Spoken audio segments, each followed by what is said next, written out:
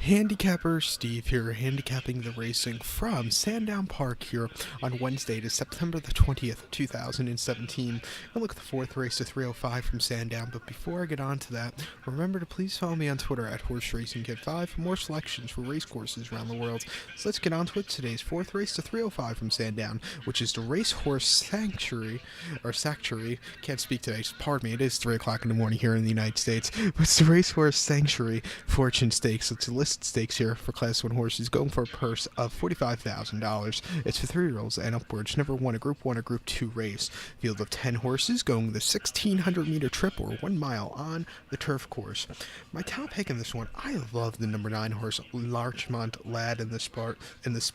I'm going to go 976 in the TriCast of the trifecta. 976 TriCast trifecta. My top pick, number 9, Larchmont Lad, 12-1. Daniel Thudhope is on this David O'Mara train 3-0 colt at a footsteps in the sand.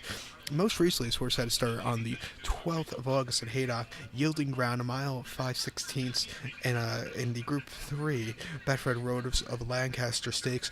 Horse was major overclassed that day. He finished 11th by 16 lengths. He was just never there. He was the last most of the race.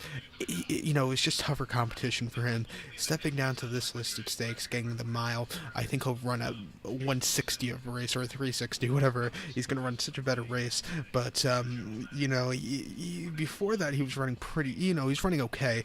Start for Newmarket, July 13th, a mile in the listed stakes Class 1 event.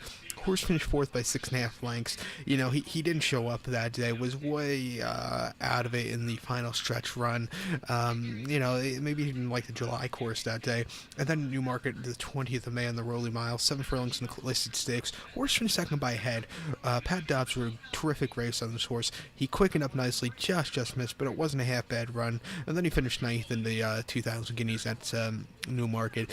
Just a little bit too overmatched to that field that day.